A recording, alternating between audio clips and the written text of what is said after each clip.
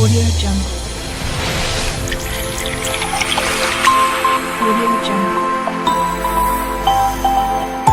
Audio Jungle. Pagi, Pak. Selamat pagi semuanya ya. Pagi, Pak. Nah, kemarin kita udah belajar hitung-hitung, bener nggak ya? Kemarin kita udah belajar gimana cara berhitung kalau nanti sisa ke belakangnya itu seperti apa. Jadi, apapun nanti soal ke belakang kita tidak akan terlalu banyak membahas hitungannya. Kenapa? Karena hitungannya dianggap kalian udah bisa. Kebayang ya? Jadi prinsip hitungannya itu akan sama saja. Nah, tapi nanti itu ada beberapa metode yang khusus, jadi perhitungannya pun khusus. Tapi prinsipnya masih sama seperti yang kita pelajari kemarin ya. Nah, sekarang kita masuk ke materi selanjutnya, yaitu tentang komponen instrumen optik. Jadi, karena ini peralatannya itu adalah peralatan instrumentasi, jadi dia itu pakai peralatan khusus, maka di sana itu ada, pasti adalah optik. Kenapa optik? Kok hilang? Nah, kenapa optik? Karena optik itu nanti dia berhubungan dengan cahaya. Jadi, optik itu nanti berhubungan sama cahaya, sedangkan kita tahu kemarin, kita punya ada namanya AAS, ada namanya UV vis, FTIR, semua berbagai macam radiasi kemarin kan ya. Radiasi yang kita pakai itu nanti macam-macam kan ya. Nah, semuanya itu radiasi elektromagnetik. Radiasi elektromagnetik itu bisa dideteksi oleh peralatan optik. Optik itu seperti kaca, cermin, dan teman-temannya lah ya. Lensa, nah itu nanti bisa dideteksi oleh peralatan optik itu. Nah, ada 5 topik yang akan kita bahas, yaitu ada skema umumnya. Jadi skema umum peralatan itu nanti kayak apa? Sesuai dengan prinsip kerjanya. Jadi kalau kita punya prinsip kerjanya adalah absorpsi, maka skemanya seperti apa? Kalau dia emisi, skemanya seperti apa? Hamburan, skemanya seperti apa? Gitu ya. Terus ada lagi kita nanti bahas sumber radiasi. Jadi kalau kita absorpsi, berarti mesti ada yang diserap, betul? Kalau prinsipnya adalah penyerapan, berarti mesti ada yang diserap. Nah, yang diserap itu adalah sumber radiasinya apa?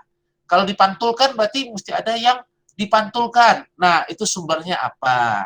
Jadi itu nanti kita belajar juga, sumber radiasi. Terus ada lagi namanya monokromator. Waduh, ini salah nih, nanti diubah. Jadi namanya bukan monokromator, tapi pemilih, lupa diubah. Panjang gelombang. Kenapa bukan monokromator? Karena monokromator ini salah satu contoh dari pemilih panjang gelombang. Di beberapa alat yang lebih sederhana itu tidak pakai monokromator, tapi dia pakainya ada namanya filter. Jadi dia itu cuma menyaring saja. Jadi menyaring sinar yang mana, tapi sinar lain nggak bisa diukur. Nah, itu bukan pakai monokromator ya. Terus nanti ada lagi komponen berikutnya, wadah sampel. Jadi sampelnya ditaruh di mana kalau mau diukur? Kan nggak mungkin sampelnya di udara terbuka gitu kan ya. Banyak pengotornya lah, atau hilang malah sampelnya nanti kan ya. Jadi ada wadahnya. Terus ada lagi transducer radiasi. Nah, transducer ini fungsinya adalah merubah tadi radiasi. Radiasi kan tadi gelombang elektromagnetik. Diubah menjadi sinyal listrik. Itu fungsi transducer. Itu peralatannya sangat fisika, kita nggak usah pikirkan gimana cara kerjanya, cuma kita tahu, oh, dia itu ngapain sebenarnya untuk merubah jadi listriknya itu seperti apa ya. Jadi dia itu cuma merubah jadi sinyal listrik. Kenapa? Ingat, komputer yang kita pakai, komputer di dunia ini cuma baca sinyal 01, 01, 01, kan ya. Dia cuma bahasanya 01, 01, 01. Nah, itu yang disusun nanti yang akan dibaca sebagai sinyal. Nah, itu fungsi dari transducer.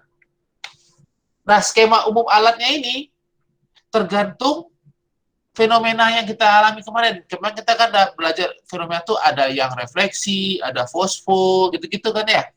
Nah, jadi secara umum skema yang dipakai di alat itu adalah ada 6 ini. Ini skema yang umum dipakai di peralatan yang analisis spektro. Jadi dia itu ada 3 kejadian. Pertama itu absorpsi, berarti penyerapan kan ya. Terus ada fluorescence, ada phosphorescence. Jadi bedanya kemarin kita udah lihat juga, kalau fluoro itu cepat, fosfo itu lebih lama waktunya, kan ya. Terus ada emisi, ada hamburan, Dan terakhir itu ada chemiluminescence. Chemiluminescence itu berarti dia direaksikan dulu, baru dia akan memancarkan sinar. Nah, itu chemiluminescence. Kebayang sini ya? Kebayang? Halo? Halo? Kebayang ya? Oke. Takutnya pada pergi semuanya kan ya. Nah, skema umumnya itu secara umum ada 3. Pertama yang ini, 1. Ini yang kedua, ini yang ketiga. Nah, bedanya apa? Jadi kalau yang pertama ini ada sumber radiasinya. Jadi kita punya kemungkinan tadi apa aja tadi? Ada dia prinsip serapan, ada emisi, kan ya? Ada fluoresen, ada fosforesen, ada hamburan, ada chemiluminescence, kan ya? Nah, dari sini kita lihat, coba lihat. Kalau yang pertama itu ada sumber radiasi, dan sumber radiasi dia masuk ke wadah sampelnya. Dari wadah sampelnya dia masuk ke monokromatornya. Dari monokromator dia pindah ke transducer, terus baru ditampilin datanya. Nah, yang kedua ini sumber radiasi juga ada, tapi lihat posisinya. Sumber radiasi ini sama monokromator sama transducernya satu arah, benar nggak? Ini satu garis. Kalau ini garisnya beda arah. Oke? Kalau yang ini bedanya apa sama yang lainnya? Bedanya adalah dia itu tidak punya sumber radiasi terpisah. Jadi sumber radiasi dan wadah sampelnya itu tergabung. Artinya apa? Si sampelnya yang jadi sumber radiasi. Kebayang sini? Bayang? Halo? Kok kecil suaranya ya? Apa ini kecil? Halo, halo, halo? Kedengaran, Bang. Kedengaran. Nah, sumber radiasi wadah sampel monokromator ini prinsipnya apa? Coba lihat dari 6 ini kira-kira yang mana yang butuh sumber radiasi, emisi perlu nggak? Emisi perlu nggak? Kalau dia ada sumber radiasi, kalau untuk mengemisikan itu, emisi itu justru dia memancarkan sinar, benar nggak? Berarti dia butuh sumber radiasi nggak? Usen, perlu nggak, Sen? Nah, Usen. Clara, perlu. Kalau kita kalau kita punya lampu itu memancarkan sinar kan ya? Setuju? Lampu itu memancarkan sinar. Perlu nggak ada sinar kena lampu baru lampunya nyala? Perlu? Tidak. Nggak perlu kan ya? Nah, berarti emisi ini tidak perlu sumber radiasi. Kalau dia tidak perlu sumber radiasi, berarti dia masuk 1, 2, atau 3? 3. 3, mantap. Kalau serapan, kalau dia menyerap, berarti mesti ada yang diserap, setuju? Kira-kira yang 1 apa yang 2?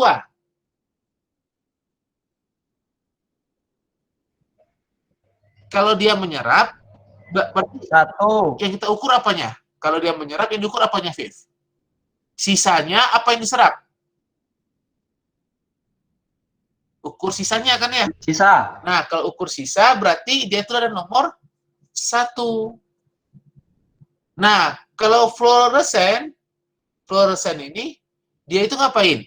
Kita kasih sinar, dia serap, terus dia akan memancarkan sinar lain. Nah, itu yang kita sebut sebagai peristiwa fluoresen. Berarti dia itu di nomor 1 apa nomor 2? Kira-kira? 2. Nomor 2, bagus. Kalau fosfo, juga pasti nomor 2, ya. Buku lupa ini. Nah, nomor 2. Fosfo juga nomor 2, karena fosfo dan fluoro itu cuma masalah waktu dan proses. Prinsipnya sama. Kenapa dia tidak boleh satu arah? Kalau satu arah, nanti si transducernya bingung kan ya? Ini sinyalnya si hasil fluorescence apa hasil serapan. Kenapa? Kalau di sinar radiasinya datang terus di sini, ada sinar, sinar kan terus-menerus datang ke sini, maka transdusernya akan baca terus-menerus. Setuju ya? Nah, ketika dia baca terus-menerus, akibatnya apa? Kalau di sini ada peristiwa fluorescence, maka transducer itu bingung. Dia akan baca sebagai totalnya. Dia bingung. Makanya, yaitu posisinya mesti yang tidak satu arah. Jadi kalau arahnya beda, artinya ini nembaknya kan ke sana nih. Hilang sisanya, betul? Maka yang akan terpancarkan itu cuma yang dibaca oleh si transducer. Nah, itu adalah peristiwa fluorescent dan phosphorescence. Nah, kalau hamburan kira-kira yang mana? Hamburan. Kalau nomor 1 boleh nggak ngukur hamburan?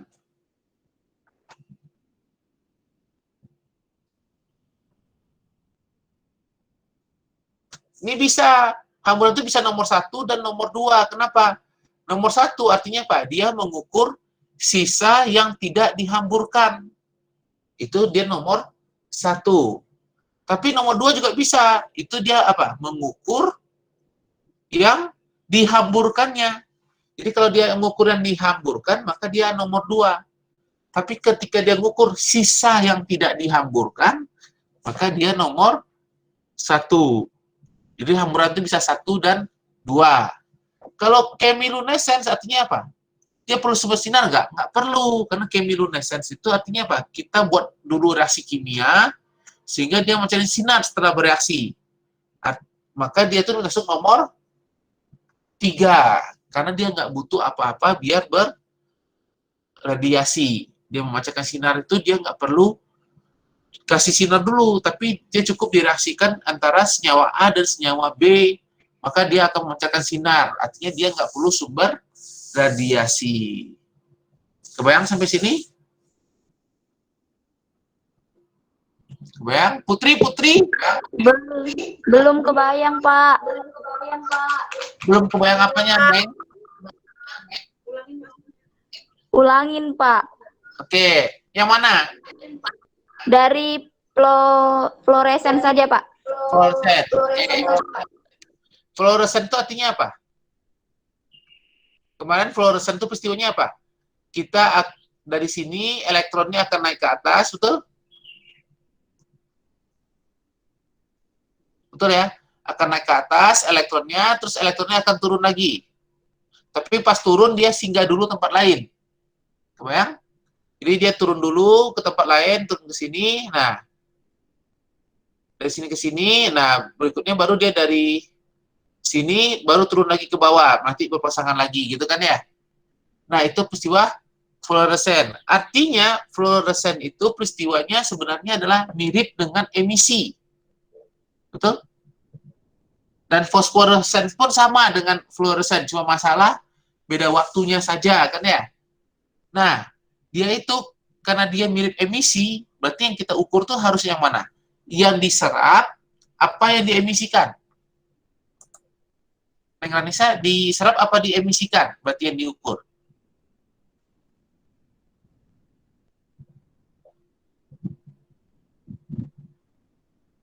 Neng Ranisa.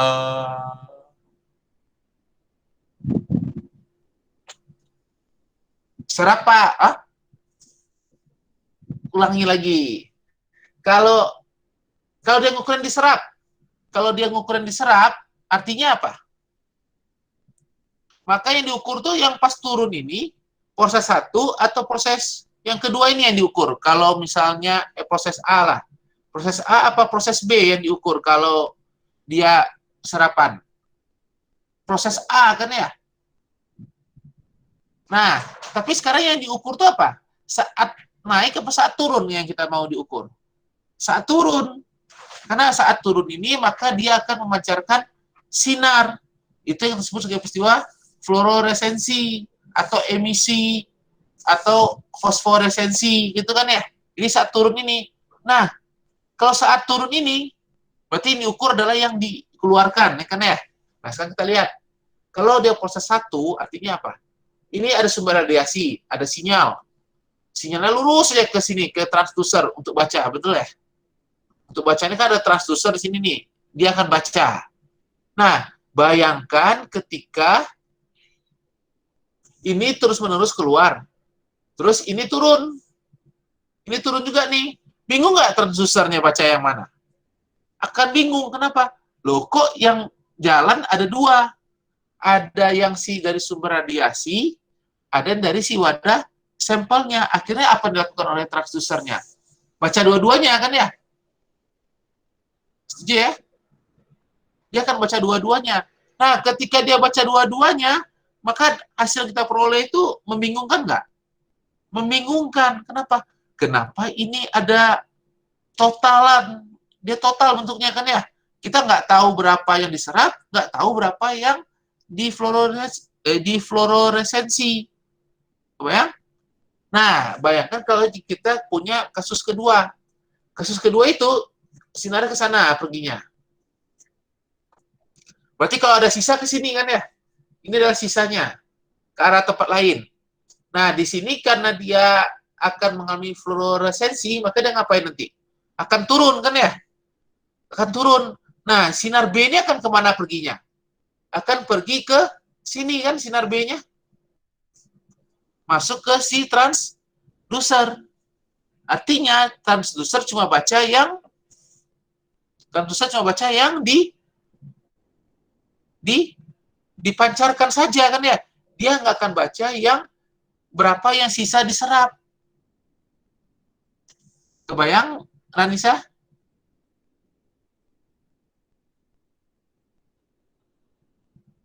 Ya Pak, oke. Benar, ngerti nih. Benar ngerti nih, Neng?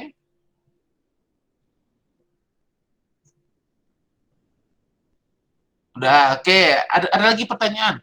Pak, bedanya yang satu sama yang dua apa ya Pak? Posisinya. Posisi sumber radiasinya. Kalau ini posisi sumber radiasinya searah dengan transducernya, Sarah. Kalau ini posisinya itu tegak lurus. Jadi kalau sumber radiasinya ke atas, maka nanti sisanya dibuang. Sedangkan nanti yang dibaca adalah yang menuju transducer. Jadi arahnya 90 derajat. Ada juga beberapa alat yang 45 derajat. Tapi pada intinya dia itu tidak satu garis antara transducer dan sumber radiasinya. Kebayang, Sarah?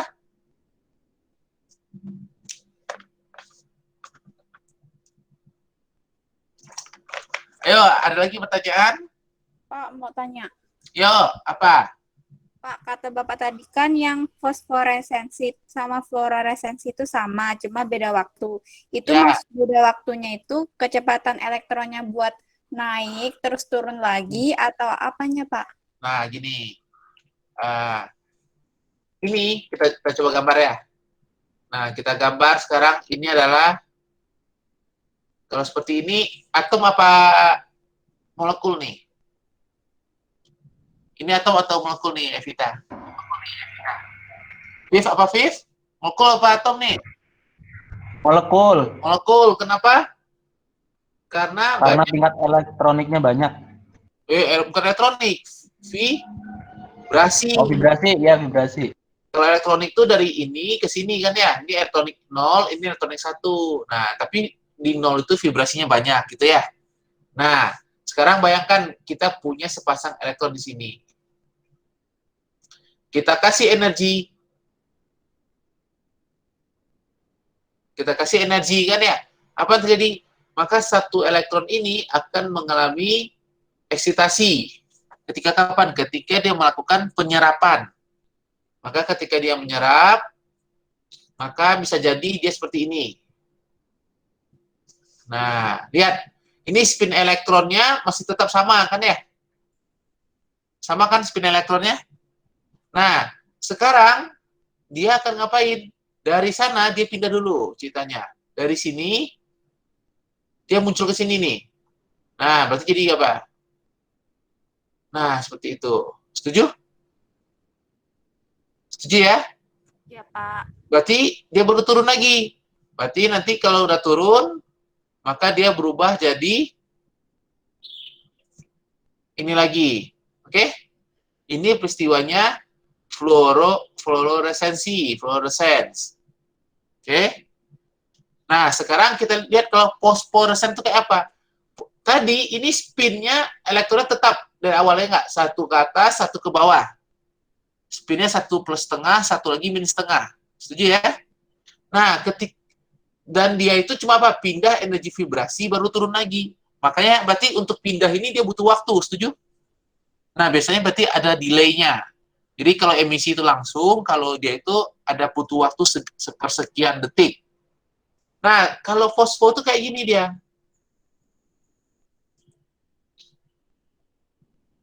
Dia pindah ke bawah, tapi pindahnya itu dia sampai mengalami perubahan spin. Nah, tadi kan spinnya min setengah ke bawah kan ya. Sekarang spinnya balik. Artinya untuk membalik butuh waktu nggak? Butuh waktu kan ya? Setuju? Nah, pas turun, boleh nggak jadi kayak gini? Boleh nggak jadi kayak gini? Boleh? Nggak boleh ya? Enggak. Bisa dimarahin Pak Kakak kalau sampai kayak gini kan ya? Maka caranya gimana? Dari sini, dia mesti balik lagi kan ya? Betul? Balik lagi, baru dia bisa menjadi seperti ini lagi. Kebayang? Betul? Nah, karena ada perubahan spin tadi, dia ada perubahan spin, itu yang kita sebut sebagai peristiwa phosphorescence. Kenapa? Karena proses itu namanya itu karena itu pertama ditemukan pada senyawa fosfor yang banyak terjadi, makanya namanya phosphorescence. Itu juga fluorescence itu karena banyak terjadi dulu itu pada senyawa fluor. Nah, dia itu karena dia perlu ada perubahan spin, maka waktunya pasti akan lebih lama. Ya, butuh waktu lebih lama. Makanya kalau phosphorescence itu waktunya tuh lama. Kita tuh bisa lihat lama, misalnya lampu tuh. Steker listrik kalau mati lampu kelihatan hijau-hijau gitu kan ya. Lama kan, adalah 10 menitan, 5 menitan, terus habis itu gelap lagi kan ya. Kenapa? Karena peristiwa fosforescennya sudah habis. Jadi sama 10 menit itu dia akan berfosforescence. Fosforescence itu ngapain? Dia mancarin sinar, tapi mancarinnya itu pelan-pelan. Kenapa? Karena dia itu perlu balik dulu ke sini. Jadi ini nanti waktunya lebih lama dibandingkan peristiwa fluorescence. Itu yang disebut sebagai peristiwa fosforescence. Bedanya apa? Kalau fluoro, dia tidak mengalami perubahan spin. Tapi dia singgah dulu tempat lain. Kalau fosfo, dia itu selain singgah tempat lain, dia juga mengalami perubahan spin. Sehingga pas kembali ke keadaan dasar, dia mesti muter sekali lagi, perubahan spin lagi. Maka itu disebut sebagai peristiwa phosphorescence. Kebayang sampai sini? Evita, kebayang? Bayang, Pak. Ada lagi pertanyaan?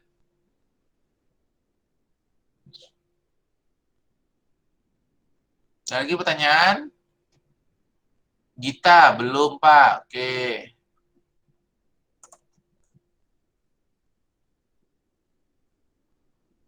Anissa May. Ada pertanyaan, Neng? Anissa? Kenapa Dwi jawab? Oh, ini pasti anggota geng kosan ya? Hana, ada pertanyaan, Hana? Belum, Pak. Belum, Pak. Oke, oh itu ada Anisanya. Nah, kita lanjut ya. Jadi udah bisa bedakan ya, kapan pakai 1, kapan pakai 2, kapan pakai 3. Ini akan berlaku untuk semua instrumen nanti yang kita bahas ke belakang. Mau atom, mau molekul, peristiwanya pasti salah satu dari 1, 2, atau 3. Paling ada modif-modif dikit, tapi prinsipnya sama. Jadi ada 1, 2, dan 3 itu. Salah satu dari itu. Nggak mungkin satu alat dua-duanya bisa. Jadi cuma bisa salah satu ya.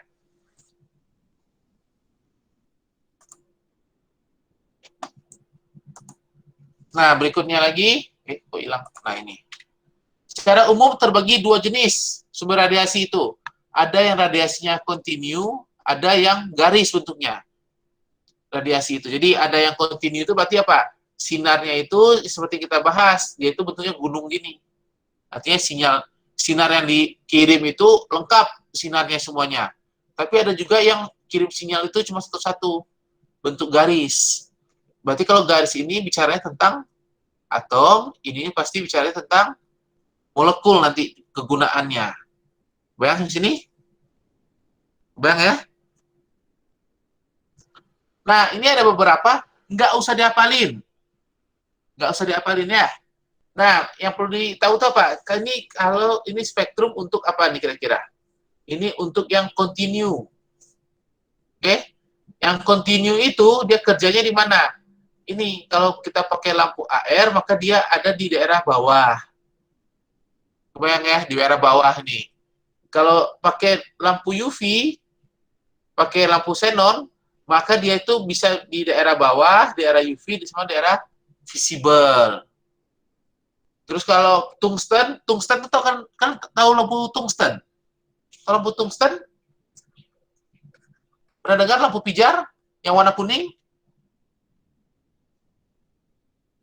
Tahu nggak lampu pijar warna kuning? Nggak tahu. Terus, wah sedih ya. Bentar, tunjukin lampu pijar. Pasti tahu lah ini. Nah, ini lampu Pak. ini loh, tahu kan ya? Banyak lah di rumah ini ya. Tahu, Pak. Nah, betul. Kalau neon putih, Neng. Kalau neon putih. Yang lampu ini nih. Nah, yang kuning-kuning ini loh. Iya, Nah. Pak, yang bohlam bukan sih, Pak? Bohlam, betul. Bohlam. Yang murah. Biasanya untuk itu, netasi telur. Nyimpen anak ayam itu biasanya nih. Biar anget anak ayamnya. Nah, ini. Nah, ini namanya lampu tungsten. Nama kerennya tuh lampu apa? Bohlam kayaknya kok ya. Nah, terus ada lagi nance glower. Kalian nggak usah hafalin, tapi apa? Yang perlu dipahami di sini apa? Ini daerah kerjanya. Coba lihat kalau nanti hollow cathode lamp, ya, ini spektrum garis nih. Ini sumber sinarnya garis. Maka dia itu nanti cuma bisa kerja di daerah UV dan visible. Tapi kalau kita pakai laser, tahu laser? Tahu, Pak. Tahu laser kan ya, yang biasa pointer gitu kan ya, yang tembak ke dinding. Nah, atau kalau kalian nonton film-film tuh yang kalau dia merampok bank itu ada laser yang perlu dilompatin. Nah, itu adalah laser. Nah, laser itu daerah kerjanya luas. Walaupun laser itu cuma mancarin satu sinar, tapi bisa diatur, laser itu bisa dibuat biar dia mancarin di banyak panjang gelombang. Nah, daerah kerjanya itu sangat luas, laser itu. Nah, terus ada lagi nih, ada material untuk window-nya. Window-nya itu maksudnya apa? Jadi dia itu bisa melewati daerah mana yang tidak terganggu. Nah, nanti kita lihat ke belakang ini. Nah, sumber radiasi kontinu itu digunakan biasanya untuk absorpsi sama fluoresen. Kenapa? Karena absorpsi itu biasanya itu sinarnya itu perlu yang panjang, banyak panjang gelombang. Nah, itu maka kita butuh sumber radiasi yang kontinu. Apa? Wah!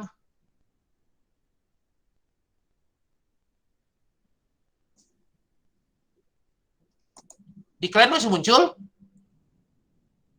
Masih, Pak. Bentar, kenapa tadi layar gua mati ya? Ada apa tadi? Masih muncul kan? Masih, Pak. Masih, Pak. Bentar, gue cek dulu. Mati lampu bukan ya? Tapi mati lampu kok kalian nyala. Ya udahlah, kita lanjut ya. Penggunaan lampu tergantung pada daerah kerja peralatan yang digunakan ya. Nah, ini lampu apa nih? Coba lihat, ini lampu apa nih? Nah, lucu nih lampunya. Lampu apa nih? Warna ungu tuh. Lampu UV. Ini yang lampu UV kayak gini bentuknya tuh. Jadi kalian pernah lihat lampu UV yang gede itu untuk yang periksa duit palsu? Pernah dengar nggak?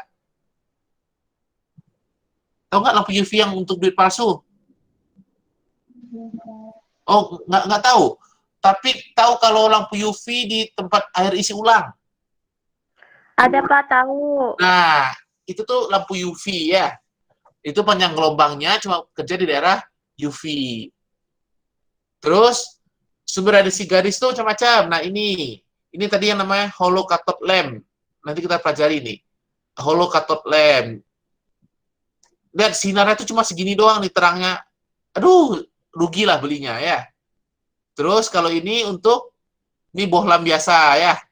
Istilah itu kawat, istilah itu ada juga yang nyebutnya sebagai lampu kawat Wolfram.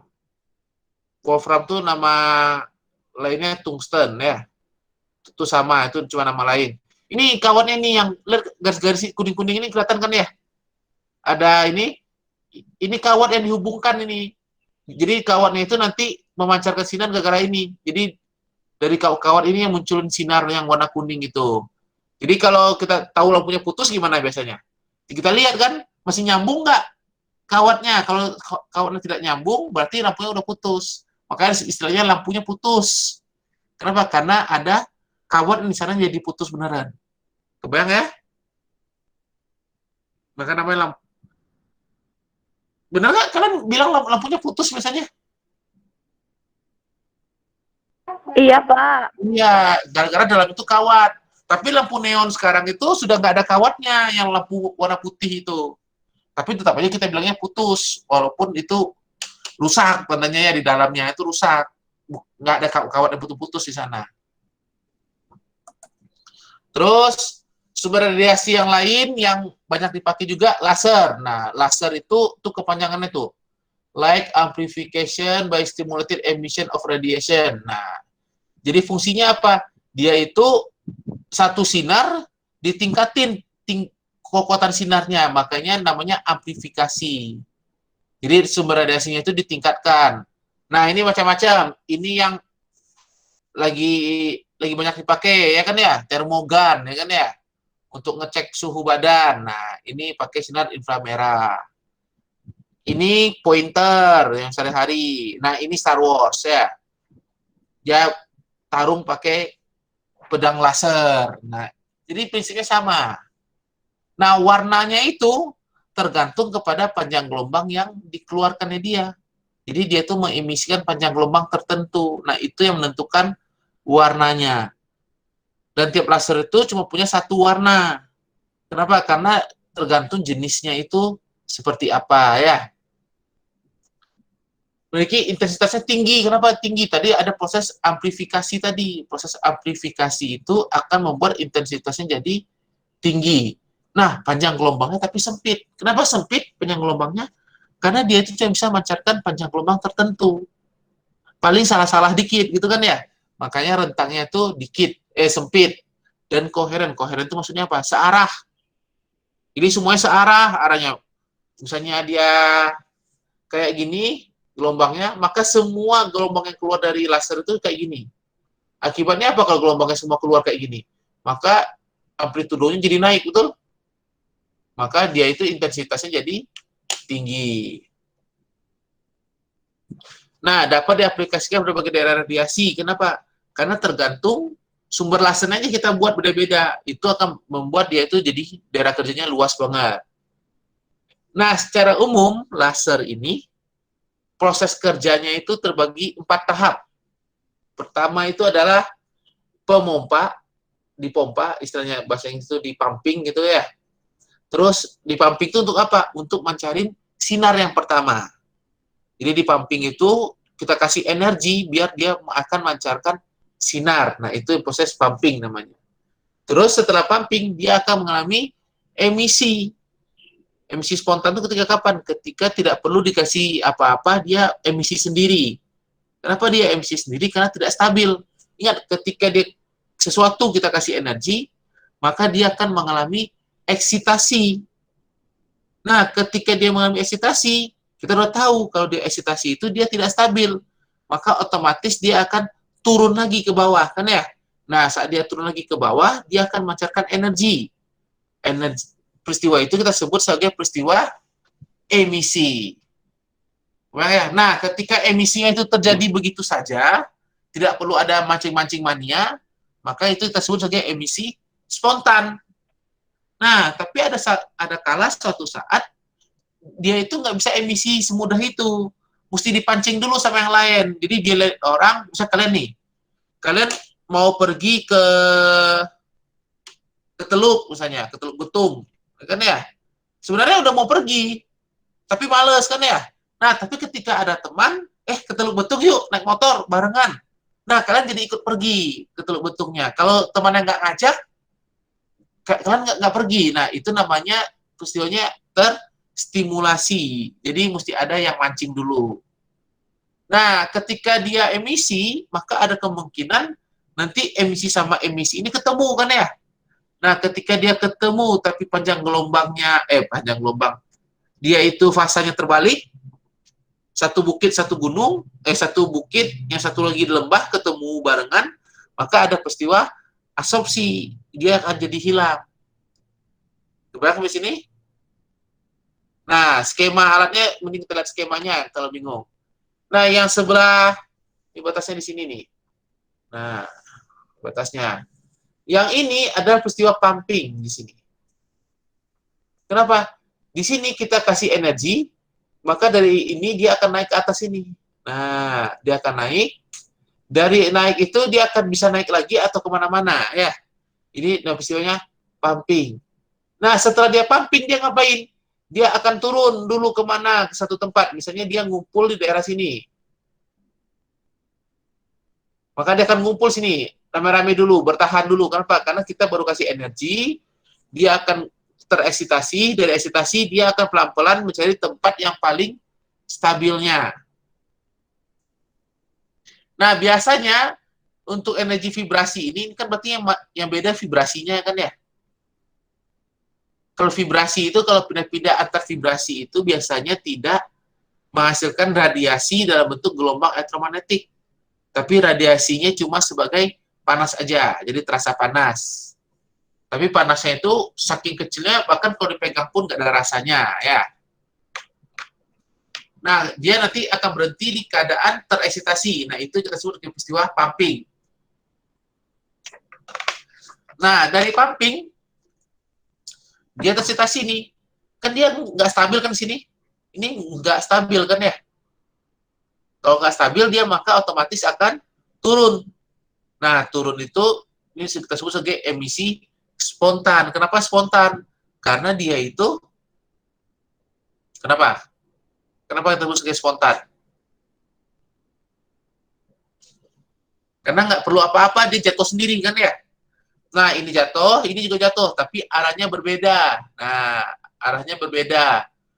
Jadi kalau spontan itu nanti arahnya itu bisa macam-macam, arah sinarnya. Nah, nanti berikutnya nanti ada peristiwa namanya stimulate. Stimulate itu ngapain? Jadi ini sinar yang udah dipancarkan jalan ke sini. Pas ini turun, dibawa sama dia. Kebayang ya? Dibawa sama dia nih.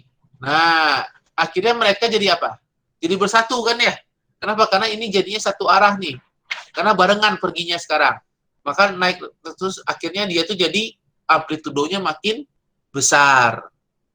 Nah, saat dia berjalan amplitudo makin besar, tiba-tiba yang ini mau naik ke atas. Berarti apa terjadi? Dia akan menyerap energi kan ya? Energi diserap dari mana? Dari sini. Dari amplitudo ini diserap sebagian. Maka ini jadi turun nih. Nah, terus yang ini juga mau naik. Ini makin turun, akhirnya keluar satu. Itu nama peristiwanya absorpsi. Screen-nya jalan. Oh, Rofif screen-nya nggak jalan?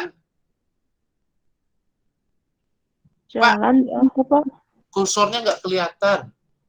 Nggak kelihatan kursornya? Kelihatan, Pak. Nggak kelihatan, Pak. Nih. Nah, kalau yang merah ini kelihatan, merah nih. Kelihatan, Pak. Yuk, kita ulang kalau gitu. Pumping itu prosesnya dari mana? Dia itu dari keadaan dasar. Ya, keadaan dasar ini nih. Dari keadaan dasar ini, kita kasih energi. Kalau kita kasih energi, apa yang terjadi? Dia akan naik ke keadaan lebih tinggi, ke keadaan tereksitasi. Nah, dia akan naik itu terserahlah kemana. Ini kan sama-sama vibrasi nih. Terserahlah dia naik kemana. Dan naik kemana itu nanti dia akan turun sebagian. Turun ke tempat yang paling rendah untuk eksitasinya. Oke? Sampai di sini dia berhenti. Dia nunggu dulu. Itu nama peristiwanya adalah pumping. Jadi kita pompa biar dia itu naik ke keadaan lebih tinggi. Nah, Dari sini, kan ini energi vibrasi doang nih. Dari energi vibrasi itu, dia akan turun ke tempat yang lebih rendah energi vibrasinya.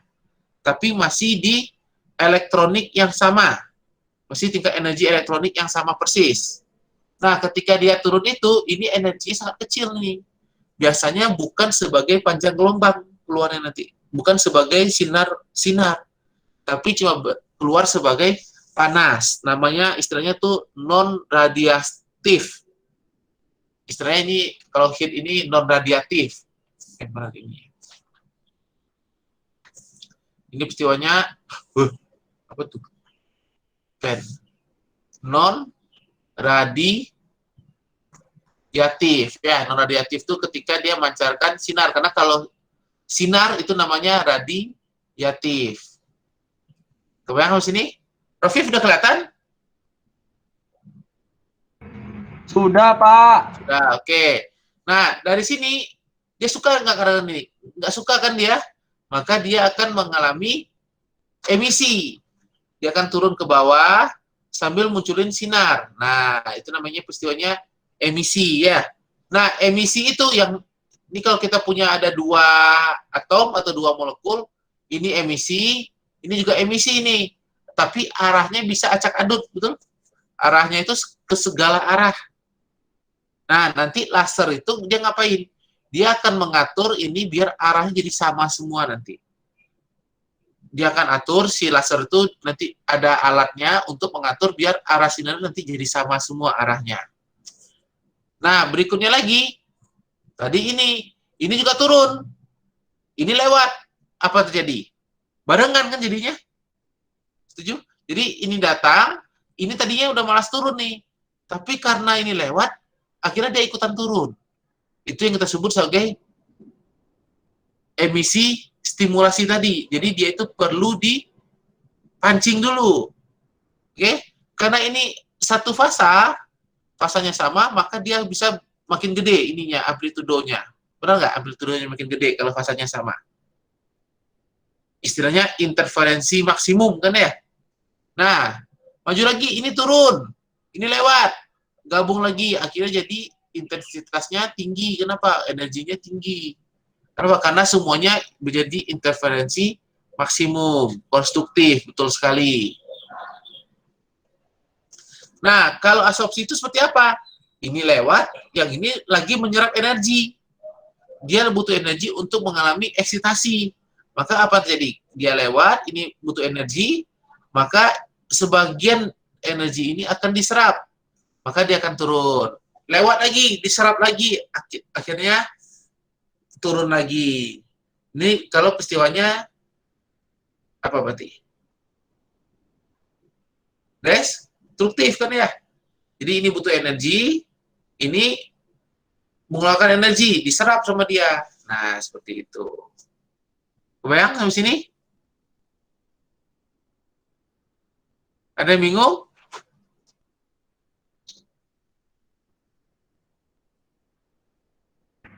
Pak mau nanya, Pak. Ya, apa?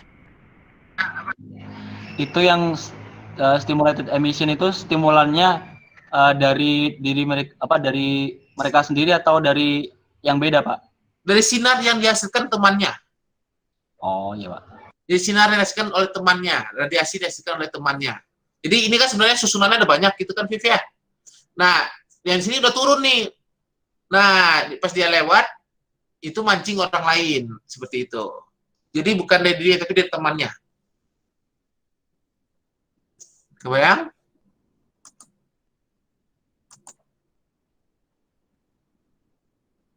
Kebayang ya? Ada pertanyaan lagi?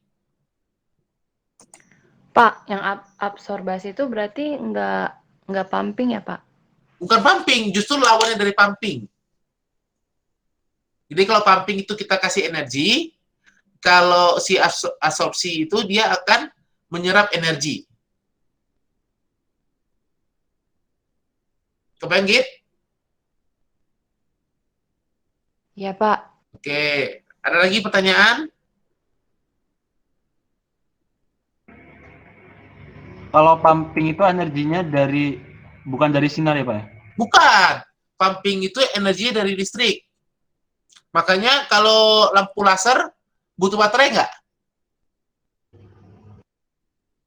Butuh baterai kan ya? Kalau pointer itu pakai baterai nggak? Pernah lihat pointer kan? Butuh. Nah, itu karena dia itu butuh baterai. Baterai itu untuk apa? Untuk pumping itu. Itu untuk pumpingnya. Jadi untuk memberikan energi biar dia naik ke keadaan lebih tinggi. Nah, saat dia turun, dia akan macam sinar. Nanti sinarnya itu dikumpulin, dibuat searah, biar sinarnya itu keluarnya barengan. Nah, itu prinsip dari laser. Kebayang ya? Ada lagi pertanyaan?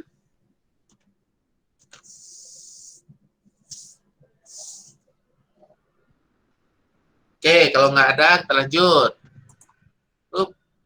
Kok nggak mau turun dia? Nah, berikutnya lagi ada namanya pemilih panjang gelombang.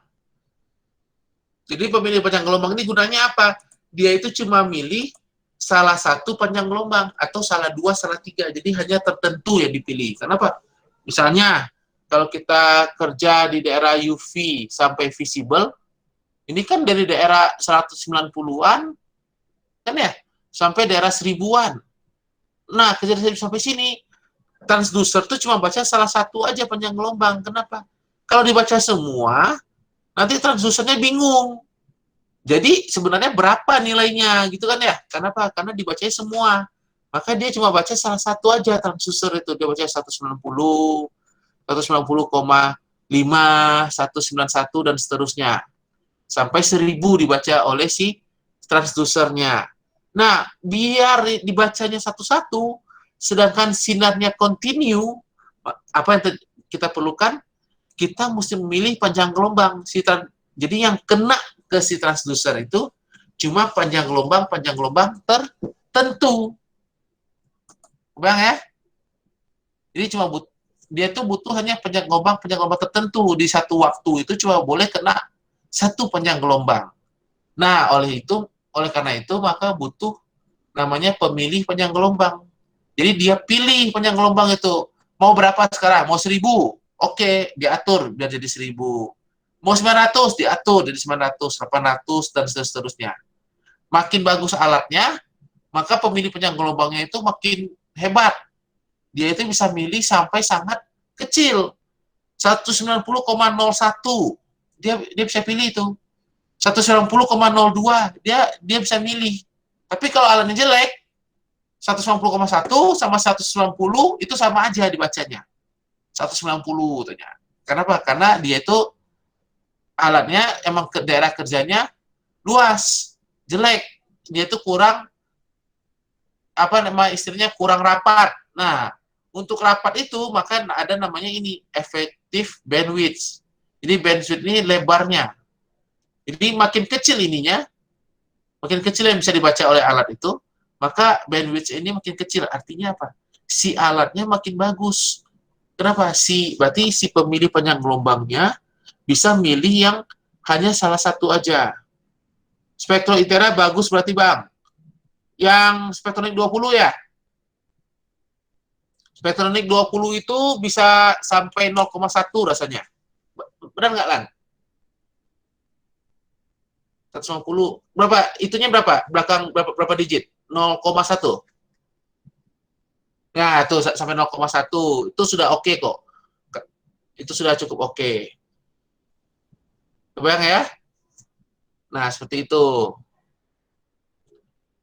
Nah, makanya nanti itu nggak ada guna jika ngukur gini.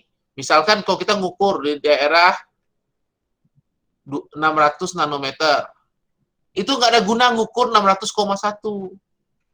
Nggak ada guna. Kenapa? Karena alatnya bedanya 0,1 itu yang dia baca sama alatnya. Jadi ini pasti dibaca sama alatnya, nggak ada bedanya.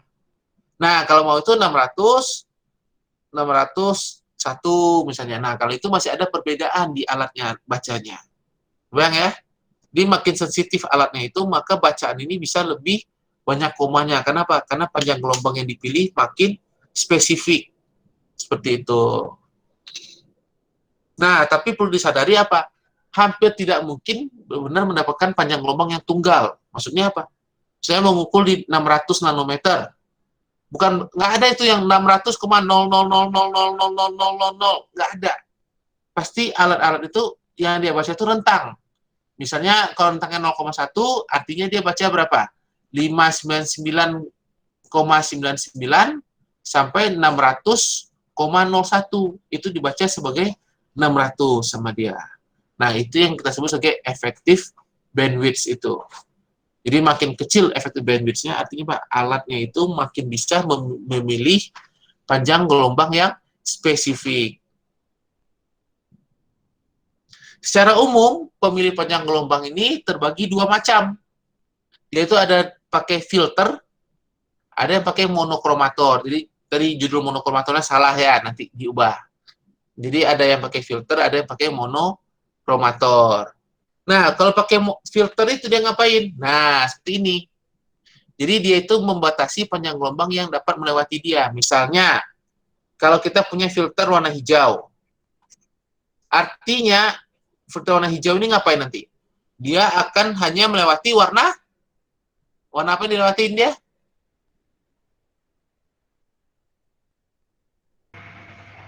Pakai merah. Kenapa? Merah. Masa sih merah? Benar ya. Pakai apa kemarin cara jawabnya? Pakai yang pelangi itu kan? Kita bagi pelanginya jadi berapa, Bu? Jadi 6 gitu kan ya? Kita susun meji, ku, hi, biu gitu kan ya? Karena dia warna hijau, ini warna hijau, artinya dia cuma melewati warna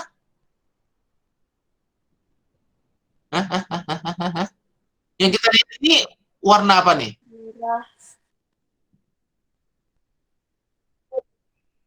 Merah. Biru. Merah. Merah. Salah. Ya.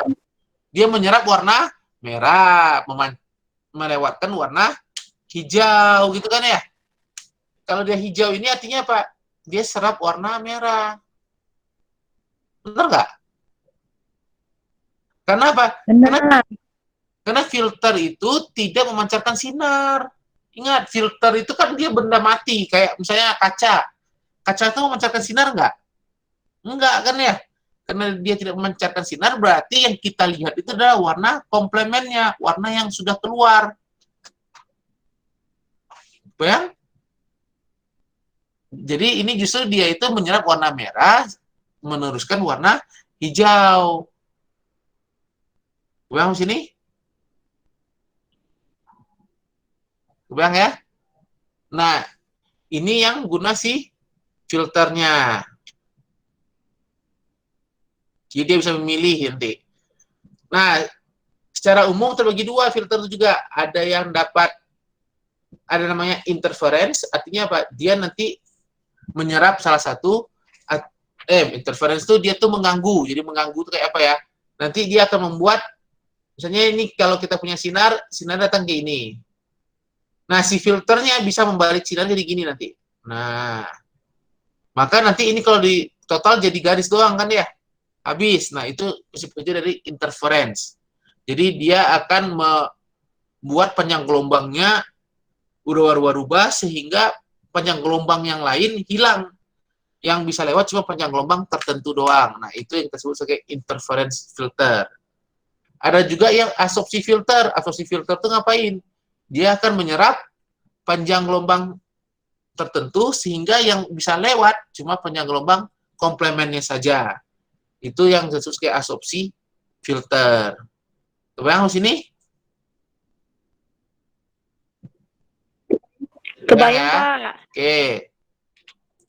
Nah, berikutnya lagi ada namanya monokromator. Ini kok gambarnya kayak gini ya? Oh, ini gambarnya jadi mirror nih. Nah, nanti diubah. Kok gambarnya jadi mirror coba? Nah, ini monokromator tuh prinsip kerjanya ada 5 bagian. Pertama itu adalah celah masuknya, lensa untuk mengarah-ngarahkan, ada prisma atau kisi difraksi. Jadi prisma itu yang bentuknya prisma ini, sama kisi difraksi itu bentuknya kayak gergaji. Kisi difraksi itu bentuknya kayak gergaji. Terus lensa lagi untuk mengarahkan, terus keluar dia. Jadi dia masuk, diarahkan, dipisahkan, diarahkan lagi, keluar dia. Oke, prinsipnya sama, mau pakai prisma atau pakai kisi difraksi. Nah, kalau prisma udah biasa lihat kan ya, prisma bisa memisahkan cahaya, sudah pada tahu kan ya? Sudah pada tahu? Yang prisma memisahkan sudah ya? Ada yang nggak tahu nggak? Ada yang nggak tahu? Nggak tahu, Pak. Hah? Oh, nggak tahu? Oke. Nah, ini kita tunjukin. Nah, kayak gini nih, tuh. Ini kalau kita punya prisma, aduh, nggak kelihatan prismanya. Ini nih, prisma ini nih. Ini prisma, masuk ke prisma, nanti keluarnya itu jadi warna pelangi. Itu prinsip kerja dari prisma. Artinya apa? Si prisma ini bisa memilih panjang gelombang tertentu kan ya. Nanti kita atur, tinggal kita ingin warna merah. Berarti kita taruh nanti jatuhnya di sekitar warna merah, ditaruh di transdusernya di sini. Kalau warna hijau, transdusernya ditaruh di bawahnya dan seterusnya. Kebayang? Itu kalau prisma. Kalau kisi difraksi itu grating.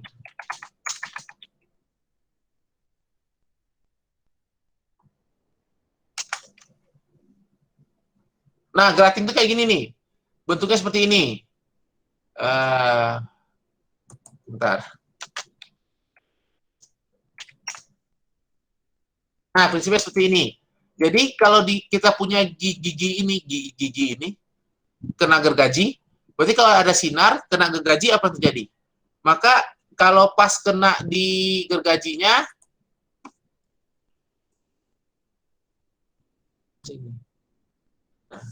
jadi bayangkan kalau kita punya gergaji seperti ini, gitu kan ya? Datang sinar sini nih, kena gergaji ini, maka apa yang terjadi?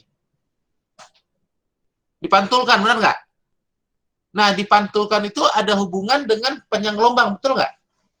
Kalau panjang gelombangnya berbeda, maka nanti pemantulannya bisa berbeda dong. Kenapa? Karena pas kena di sini, ada lagi sinar datangnya gini. Nah, tek, ada sinar datangnya gini. Maka ini mantulnya beda-beda arah. Nah, karena dia mantulnya beda arah, nanti ada yang ke sana, ada yang ke sini, ada yang ke sini. Kita tinggal ngapa? Masang transdusernya mau ngamatin warna mana. Kalau mau ngamatin warna yang di sini, maka transdusernya nanti diarahkan di sini posisinya. Kalau mau amatin di bawah, nanti transdusernya diarahkan di bagian bawah. Kebayang? Nah, mengarahkan itu pakai apa? Ini ya guna cermin ini. Ini cermin ini gunanya itu. Guna cermin ini nih. Nah, dia itu akan mengarahkan biar yang lewat itu cuma yang tertentu. Jadi yang nggak cocok nanti akan nabrak di sini.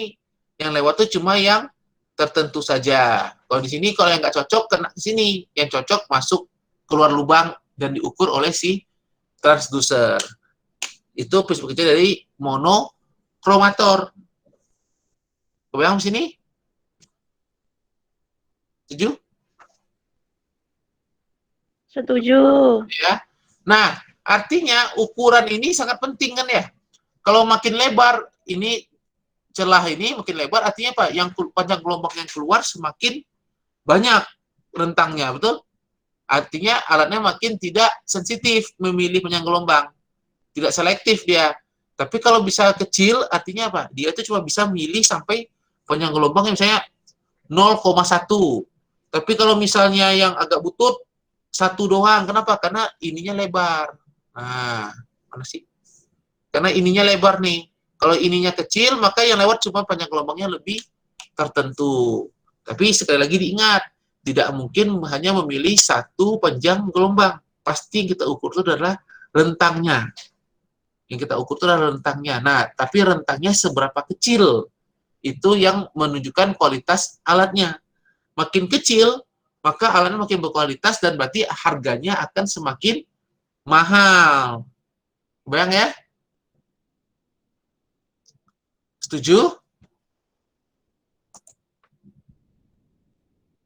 Iren? Ren? Mana Iren? Ya, Pak. Ada pertanyaan, Neng? Enggak, Pak. Kintan ada pertanyaan, Kintan? Belum, Pak. Belum. Cewek ada, Pak. Pak mau nanya Pak, Apa, Viv? yang di filter Pak. Ya, filter, balik. Hope, ya, apa? Tadi kan contohnya hijau Pak, berarti apa namanya panjang gelombang yang kita mau ukur itu yang sekitaran panjang gelombang warna merah gitu Pak ya, kalau hijau. Enggak, justru kita ukur tuh warna hijau, beneran. Kan filternya warna hijau. Warna hijau ini apa artinya? Kalau kita melihat warna hijau, apa artinya, Viv? Lihat hijau, artinya apa? Dia menyerap warna merah. Nah, dia serap merah. Kalau serap merah nanti bisa diukur nggak merahnya? Oh ya. Justru nggak bisa diukur, benar nggak? Jadi yang filter hijau itu gunanya ngukur untuk panjang gelombang hijau, beneran. Karena artinya masih filternya akan menyerap warna merah. Kebayang, Viv? Sudah Pak. Oke. Tuah, ada pertanyaan Tuah? Mana Tuah? Belum ada, Pak, belum ada. Belum ada. Ada lagi? Husen, ada pertanyaan, Sen?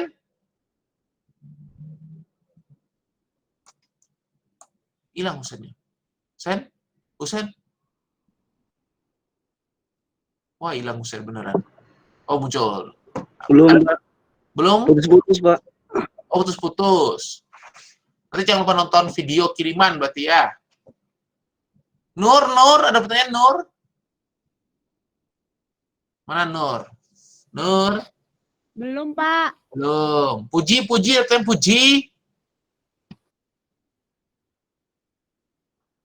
Puji? Oh, udah muncul. Belum, Pak. Oke, kita lanjut ya. Nah, ini contoh hasilnya nih.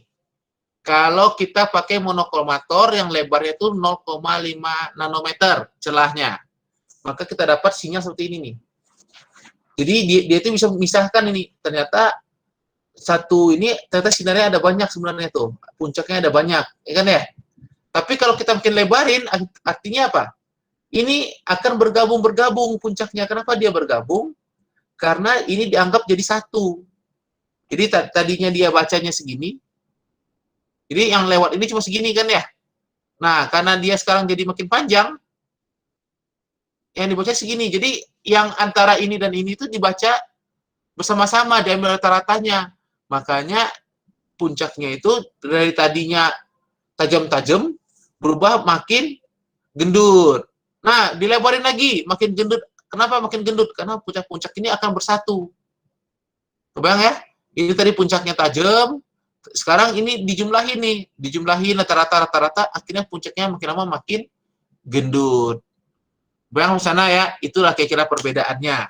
Jadi kalau pakai slit kecil itu, kita bisa melihat sampai banyak tajam runcingnya. Tapi akhirnya kadang-kadang malah bingung sendiri, kenapa ini runcing semua. Tapi kalau pakai bandwidth-nya terlalu lebar, akhirnya puncaknya bergabung semua. Kita pun bingung. Ini kenapa bergabung semua ya? Jadi nanti itu ada optimasi. Tapi kalau misalnya alat yang udah dipakai misalnya yang Spektronik 150 yang kita punya di ITERA itu, nah kalau itu enggak, itu sudah disetting sama alatnya. Pokoknya slide-nya segitu. Jadi kita nggak bisa mau ngapain lagi ya. Kita nggak bisa mau ngapain lagi. Kalau mau dimodif, lebih mahal modifnya daripada belinya, ya kan ya, mending beli baru. Gue sama sana? Ada pertanyaan nggak? Oke, nggak ada. Berikutnya lagi, kita lanjut. Nah, ini wadah sampel. Wadah sampel ini macam-macam. Ada yang lambangnya G. G itu apa? Artinya gelas. Ini dibuat dari gelas. Kalau Ki itu kuarsa. Jadi ini dibuat dari kuarsa. Nah, ini ada juga yang murahan. Dibuat dari plastik. Kenapa? Karena ini harganya mahal banget. Ini harganya dari 300 sampai 1 juta sampai 5 juta juga ada. Ini yang gelas sama kuarsa ini.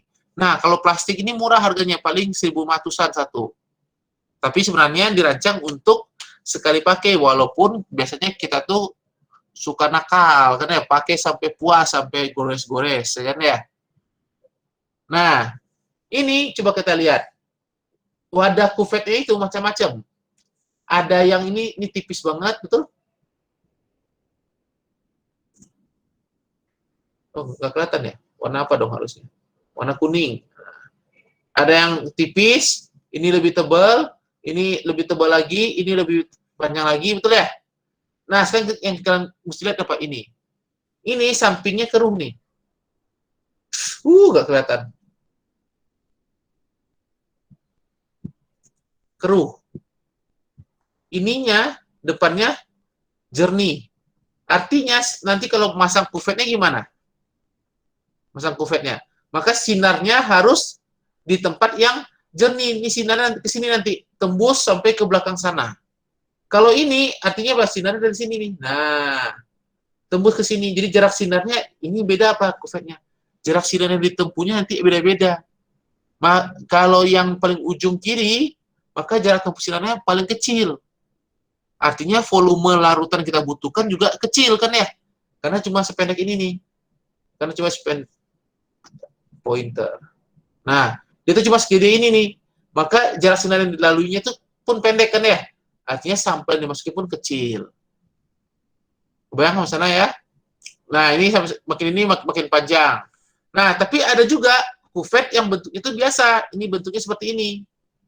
Bentuknya seperti ini sama persis bentuknya, tapi dalamnya lebih kecil. Jadi dia itu seperti buat ada lubang gitu loh.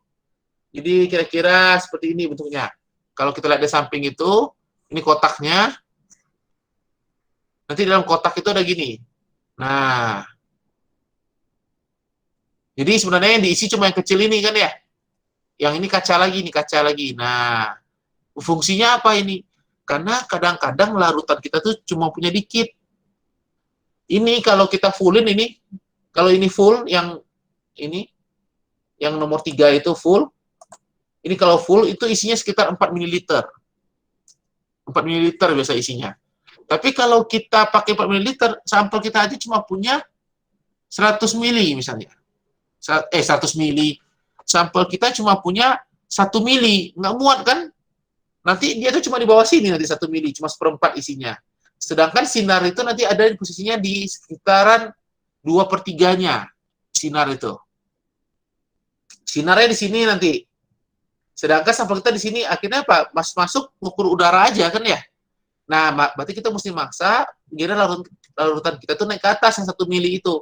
Maka pakai kuvet yang seperti ini. Artinya yang diisi cuma yang tengah-tengahnya aja. Karena 1 mili ini yang kecil, maka dia bisa isi sampai di atasnya ya.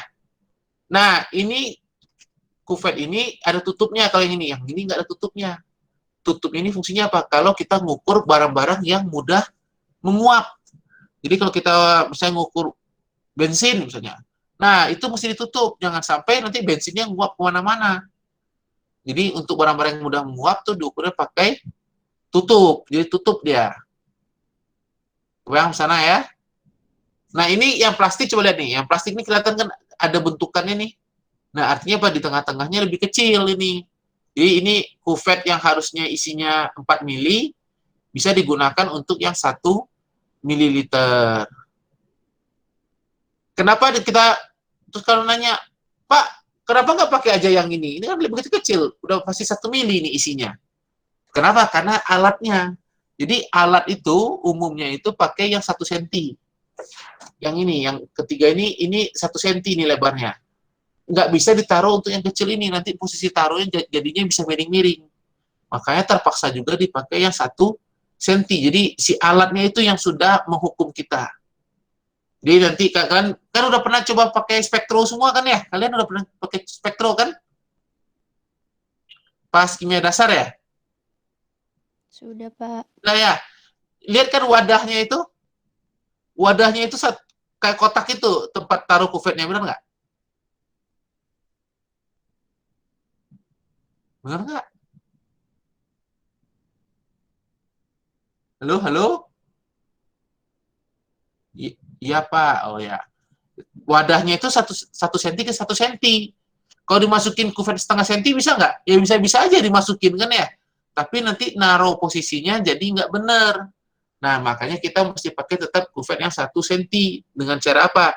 Dimodif tengahnya, biar tengahnya itu kecil aja. Sehingga bisa diisi larutan yang lebih sedikit.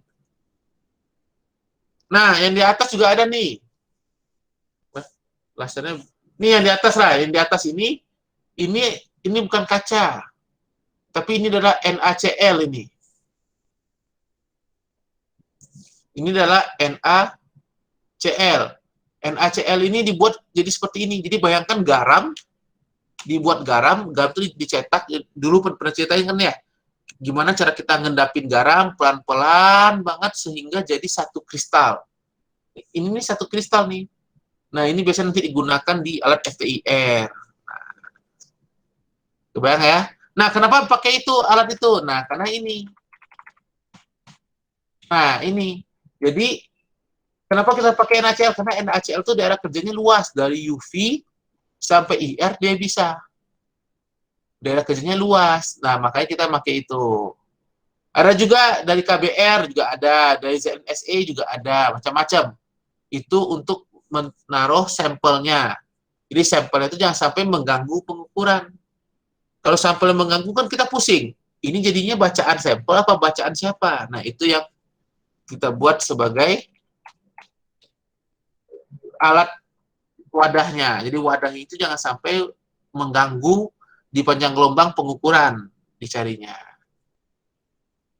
Sampai sini ada pertanyaan?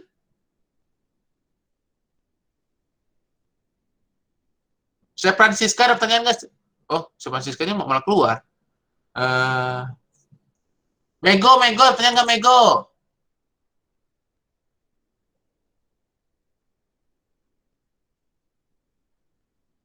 Mego, ada pertanyaan naik. Mego, Jang, ada pertanyaan nggak Jang? Ganteng? Hilang Megonya. Tias, ada pertanyaan Tias? Belum, Pak. Belum, oke. Vika, ada pertanyaan Vika? Belum, Pak. Belum. Ultiva, ada pertanyaan Ultiva?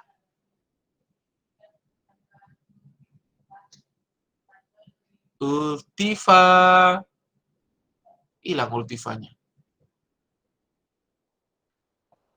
Ultiva, ada pertanyaan kah?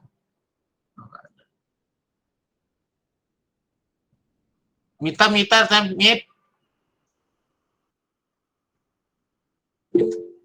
tidak, Pak. Oke, kalau nggak ada pertanyaan, kita lanjut dulu. Nah, ada lagi. Sekarang kita udah masuk tadi, kita udah sampai wadah sampelnya. Nah, setelah sampai wadah sampel, terus sudah dipilih sinarnya, pakai pemilih panjang gelombang. Nah, sekarang kita masuk ke transducernya. Transducer itu apa tadi fungsinya tadi? Merubah sinyal radiasi menjadi sinyal listrik yang dapat diterjemahkan sama komputer, gitu kan ya? Jadi nanti yang menerjemahkan tuh komputer, jadi kita nggak usah pikirkan lah. Nah, syaratnya cuma ada apa? Sensitivitasnya tinggi, artinya apa? Ada sinyal radiasi dikit, dia langsung bisa baca. Berarti sensitivitasnya harus tinggi. Nah, jangan sampai dia itu nggak bisa membedakan noise. Noise itu pengganggu. Jadi misalnya nih, ada sinar dari mana ya? Itulah spektronik 20. Spektronik 20 itu kan ada sinarnya, ada lampunya kan ya. Nah, jangan sampai nanti sinar matahari pun mengganggu di sana. Padahal sinar matahari itu bukan sebagai sumber radiasinya kan ya. Nah, itu artinya apa? Sinyal terhadap noise-nya harus tinggi. Jangan sampai nanti dia baca yang nggak ada apa-apa, dibilang ada apa-apa sama dia. Makanya nggak boleh. Tanggapannya harus konstan. Jangan sampai sebentar dia bilang ini 1000, sebentar dia bilang 500, padahal barangnya sama. Itu artinya tanggapannya tidak konstan. Nah, itu nggak boleh. Terus, waktu tanggapnya harus cepat. Jangan sampai ngukur sekarang, besok baru keluar datanya. Kan ya? Nah, itu kan orang malas tuh. Masa pakai spektronik misalnya. Masukin larutan sekarang, besok baru baca. Nah, nggak mau kan? Nah, itu yang artinya waktu tangkapnya harus cepat. Kita mau detik itu juga keluar. Kalau perlu milidetik itu juga keluar. Nah, terus jangan sampai juga ketika nggak ada radiasi apa-apa, dia keluar nilainya. Ngaco kan? Lampunya mati, semuanya mati, tiba-tiba dia keluarin 0,5 absorbansinya. Nah, kan orang bingung tuh dari mana datangnya. Nah, itu yang syarat terakhirnya ya. Nah, ini secara umum prinsip kerjanya itu terbagi dua. Ada yang pakai foton, jadi dia ngukur fotonnya. Ada yang ngukur panasnya. Kenapa? Radiasi tadi bisa memancarkan panas juga kan ya? Dia bisa memanaskan sesuatu. Kenapa? Karena ada peristiwa tadi macam-macam. Ada peristiwa radiasi emisi non radioaktif kan ya? Non radiation emisi ya kan ya? Jadi yang diukur itu secara umum ada dua prinsip kerja transducer itu. Pertama adalah dia ngukur foton. Dia ngukur foton apa? Dia ngukur sinar-sinar yang sampai ke dia. Dan ada yang ngukur panas. Artinya apa? Berapa panas, berapa banyak peningkatan panas atau penurunan panas akibat adanya si sampel, akibat adanya si analit. Itu yang kita sebut sebagai yang prinsip kerjanya menggunakan panas. Kalau foton, dia itu mengukur panjang gelombang tertentu. Kenapa? Karena dia mengukurnya foton, karena foton itu sebagai energinya, kan ya. Kalau panas itu biasanya daerah kerjanya lebih luas dan tidak dipengaruhi oleh panjang gelombang. Jadi, mau panjang gelombang berapapun bisa diukur sama dia. Tapi kelemahannya adalah dia itu kurang sensitif. Dia itu kurang sensitif, kenapa? Karena sinyal yang dihasilkannya itu rendah, dia itu hebat, luas, tapi nggak bisa punya panjang gelombang yang bisa panjang gelombang, mempunyai daerah kerja yang sempit. Nah ini macam-macamnya, itu kalian bisa ketemukan di buku tuh sebenarnya. Yang A sampai G, yang ini nih, bentar nggak kelihatan ya. Yang ini A, B, C, D sampai G ini karena bentuknya bentuknya sempit aja kan ya. Ini maka ini yang berdasarkan kerja foton. Ada beberapa jenis tapi ini berdasarkan kerja foton aja. Nah, si H sama si I, si H sama I coba lihat nih. Datar aja kan ya. Ini masuk kerja berdasarkan panas. Daerah kerjanya luas tapi nilai bacaannya rendah. Sedangkan orang di atas sini kan ya. Nah, seperti itu. Nah, transducer foton itu secara umum tuh terbagi ada 6 jenis. Secara umumnya ada 6 jenis, tapi sebenarnya nanti bisa berkembang lagi macam-macam kan ya. Ada yang namanya itu fotovoltaik. Fotovoltaik ini bayanginnya gampang. Kalian tuh tahu panel surya? Tahu panel surya? Tahu, Pak. Apa tuh panel surya? Buat ngecas aki, buat ngecas. Itu yang suka ditaruh di atas genteng, Pak. Nah, betul. Ditaruh di atas genteng kan ya. Habis ditaruh di atas genteng dia ngapain nih? Dia itu butuh panas nggak? Kalau panel surya itu butuh panas apa butuh sinar? Butuh sinar. Butuh sinar.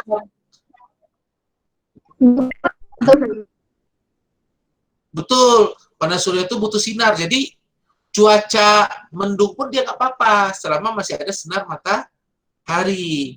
Makanya biasa panel surya itu dibuat itu dia itu bisa diputar-putar sekarang.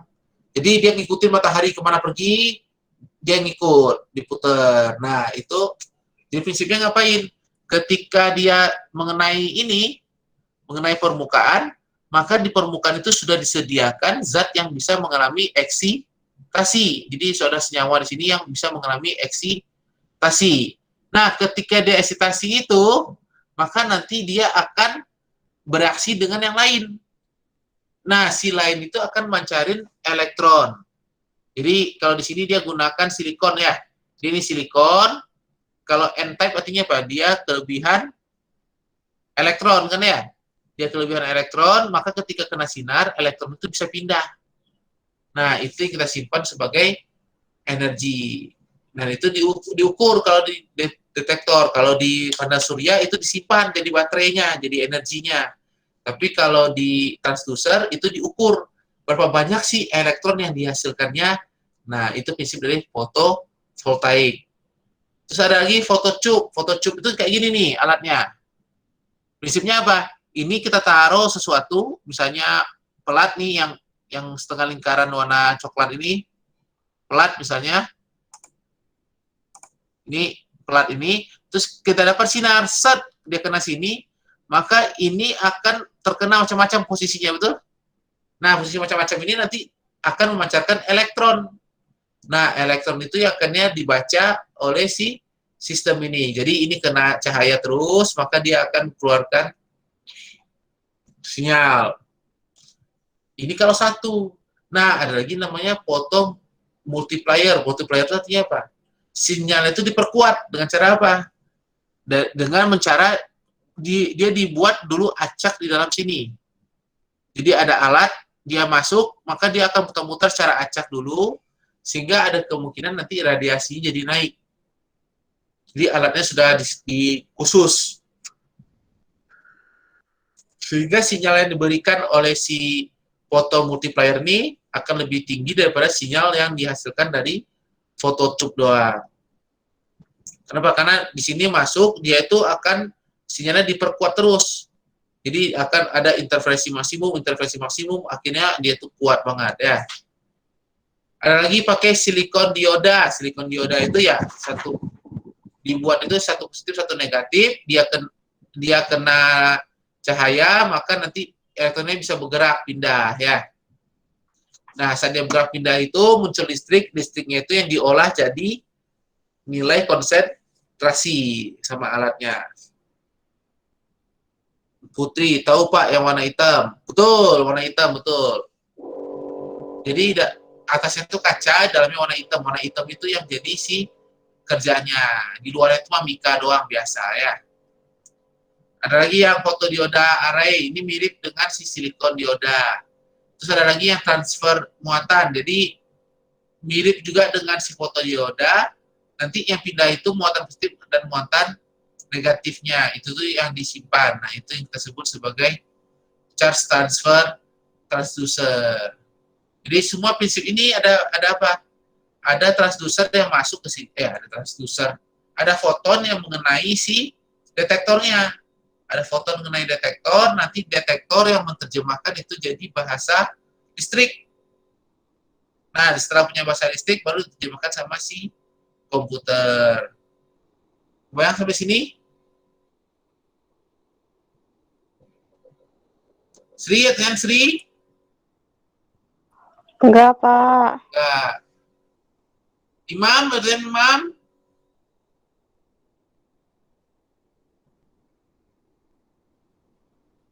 Imam? Hilang imamnya. Wayan? Arden Wayan? Oh, Imam jawab. Belum, Pak. Wayan, Arden Wayan? Enggak, Pak, enggak ada. Oke. Aman. Neng Fuji, Arden Neng Fuji?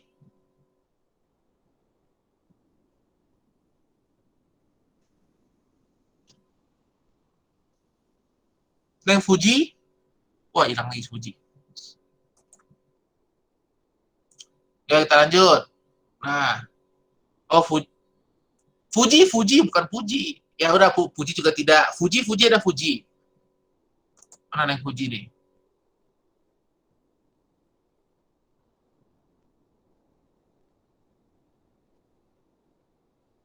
Wah, udah hilang yang Fujinya benar, ya kan ya?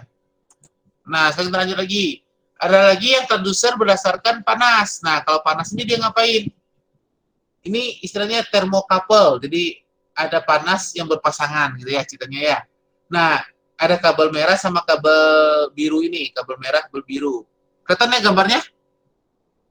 Nah, ini sifatnya kapasitas listriknya berbeda, sehingga apa? Misalnya si merah lebih cepat mengantarkan panas dibandingkan si biru. Nah, prinsipnya itu. Jadi si merah dan si biru ini dua hal yang berbeda, dan kemampuan mengantarkan panasnya berbeda. Nah, ketika kita kena radiasi, maka radiasinya akan menyebabkan ini jadi panas, betul? karena dia jadi panas, maka yang satu mengantarkannya cepat, satu mengantarkannya lambat. Nah, selisihnya itu yang dinyatakan untuk sebagai sinyalnya. Jadi makin besar selisihnya, berarti sinyalnya makin tinggi. Jadi ketika ini panas banget, ini kurang panas, padahal mereka di tempat yang sama, maka artinya ada selisih. Nah, selisih itu yang diterjemahkan sebagai energi itu. Bayang ya? Ada lagi ini pakai piroelektrik. Piroelektrik itu sama. Jadi kita punya sinar manasin. Ya kan ya, sinar manasin. Terus nanti ini bisa bergerak nih. Nah, dia ngukur selisihnya. Jadi ini lebih panas pada sini, selisihnya berapa? Nah, selisih itu yang dijadikan sinyal. Bayang sampai sini? Halo, ada pertanyaan?